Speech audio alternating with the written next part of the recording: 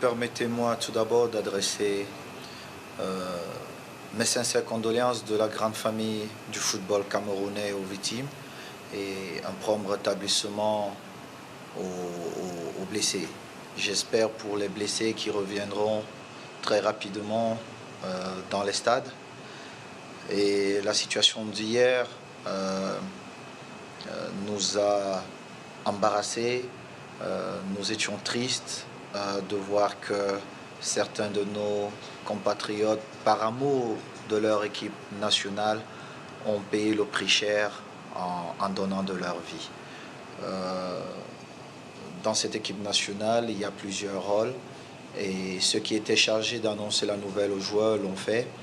Et je crois que les joueurs sont en train de préparer un message pour s'adresser aux familles des victimes.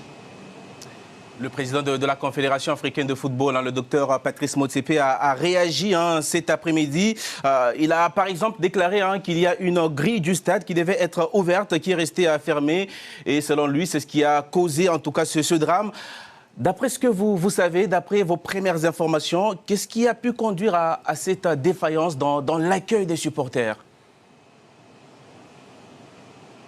Nous devons attendre les conclusions de notre commission de sécurité avant de nous prononcer. À moins de 24 heures de cet événement, pour notre part, nous trouvons qu'il est beaucoup trop tôt de pouvoir se prononcer. Nous voulons comprendre ce qui n'a pas fonctionné avant de nous prononcer, mais soyez rassurés que dans les prochains jours, vous aurez un communiqué de la Fédération où nous apporterons notre avis sur ce qui s'est réellement passé d'après nos services de sécurité.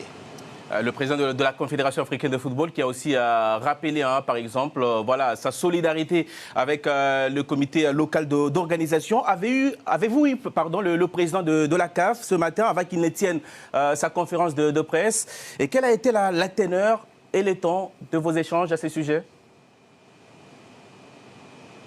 Non, je ne l'ai pas eu. Vous ne l'avez pas eu avant de tenir sa conférence de presse? Non, je ne l'ai pas eu. Alors, il a annoncé quelques mesures. Il y aura par exemple plus de matchs à Olembe avant les conclusions de l'enquête et avant que les mesures ne soient prises pour éviter qu'un tel drame ne se reproduise. Est-ce que vous comprenez et souscrivez à ces décisions de la CAF? Vous savez, quand vous payez le prix le plus élevé dans cette vie, en donnant votre vie, toutes les mesures sont acceptables. Et je pense que c'est le minimum que la CAF pouvait faire par rapport à cette situation.